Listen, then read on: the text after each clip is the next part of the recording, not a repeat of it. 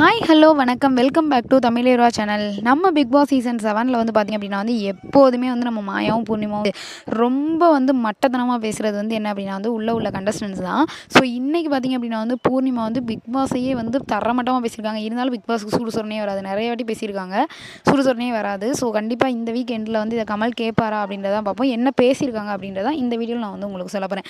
So இன்றைக்கு காலையில் பார்த்திங்க அப்படின்னா வந்து மார்னிங் ஆக்டிவிட்டி அப்படின்ற ஒரு ஆக்டிவிட்டி வந்து என்ன அப்படின்னா வந்து எல்லோரும் கொடுத்துருக்காங்க. ஸோ அதில் பார்த்திங்க அப்படின்னா வந்து நீங்கள் என்ன வேணால் பேசலாம் அப்படின்ற மாதிரி வந்து ஒரு ஃப்ரீடம் டாஸ்க் வந்து கொடுத்துருக்காங்க. அதில் பூர்ணிமா என்ன பண்ணுறாங்கன்னா, நீங்கள் என்ன வேணால் பேசலாம், ஃப்ரீடமாக பேசலான்னு சொன்னீங்க, அதனால தான் நான் பேசுகிறேன்.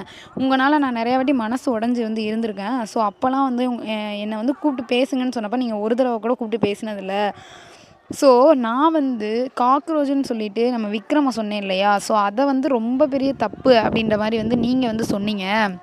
ஆனால் வந்து எனக்கே பிடிக்காத ஒரு டேக், அதாவது தவளை அப்படின்ற டேக் வந்து அனன்யா வந்து கொடுத்தாலும் நான் அதை எனக்கு பிடிக்கவே பிடிக்காது சுத்தமாக. அதனால நான் எவ்வளோ ஹர்ட் ஆகிருப்பேன். ஸோ அவரை வந்து வாய்ஸ் அவுட் வந்து பண்ண சொன்னீங்கல்ல, அப்போ இதுவும் தப்பு தானே. நான் ரொம்ப நாள் யோசித்தேன். ஆனால் பட் வந்து அவரை வந்து நான் ஒரு கிண்டலுக்காக வந்து சொன்னேன். ஸோ அதுக்கே நான் அவர்கிட்ட வந்து சாரி கேட்டுட்டேன். அப்போ நீங்கள் பண்ணது என்ன? நீங்கள் எனக்கு எந்த 13 டேக்கில் எந்த டேக் கொடுத்துருந்தாலும் எனக்கு வந்து பிடிச்சிருக்காது.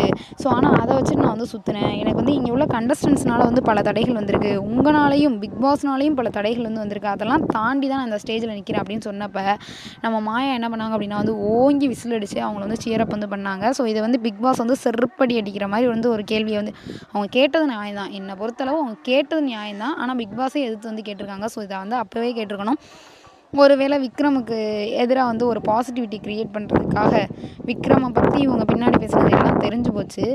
அதை வந்து அப்படியே பிக் பாஸ் பக்கம் திருப்பி விட்ருவோம், நம்ம நல்லவங்களை ஆயிடுவோம், இப்படியும் ஒரு கண்டென்ட்டை கொடுப்போம்னு நினச்சி பேசுகிறாங்களா என்னன்னு தெரில. இதை பற்றி நீங்கள் என்ன நினைக்கிறீங்கன்னு மறக்காமல் நம்ம சேனல் கீழே உள்ள கமெண்ட் பாக்ஸில் கமெண்ட் பண்ணுங்கள். Okay bye bye. உங்களிடம் வந்து விடைபெறுவது உங்களுக்கு நாகராஜ்.